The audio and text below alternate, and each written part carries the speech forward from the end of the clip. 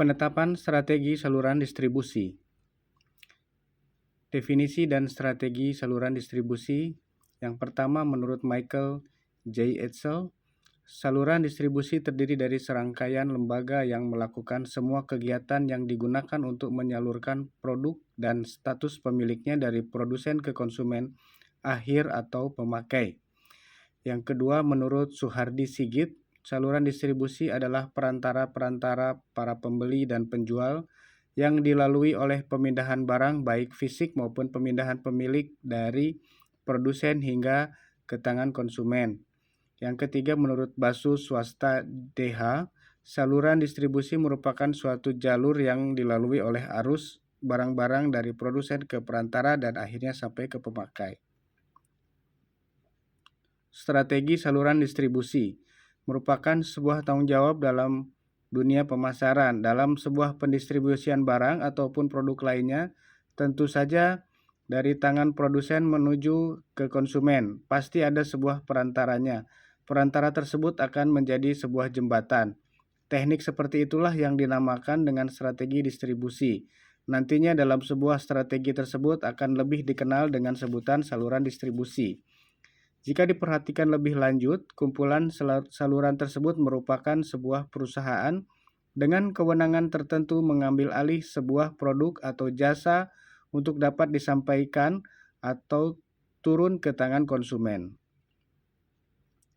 Jenis strategi distribusi yaitu strategi insentif. Strategi ini adalah sebuah strategi yang menjadi dasar dalam sebuah penempatan produk dagang.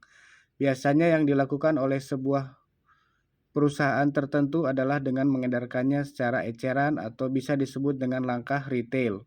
Pengecerannya juga disebut dengan distributor.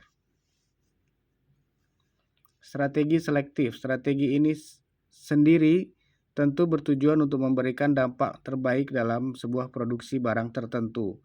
Produsen akan memilih distributor yang tepat untuk mendistribusikan produknya. Strategi yang satu ini juga disebut dengan strategi distribusi selektif. Strategi secara eksekutif. Strategi ini lebih eksklusif dibanding dengan yang lainnya. Hal ini terjadi karena kebutuhan produksi yang diedarkan adalah merupakan barang-barang dengan kualitas dan kuantitas produk yang tinggi. Maka dari itu dalam proses distribusinya tidak boleh diedarkan secara menyeluruh atau meluas. Jenis strategi saluran distribusi. Ada beberapa jenis strategi saluran distribusi antara lain produsen ke konsumen, produsen, pengecer, dan konsumen, produsen ke pedagang besar, kemudian pengecer dan konsumen, produsen melalui agen, pengecer, dan konsumen. Contoh distribusi dalam bisnis.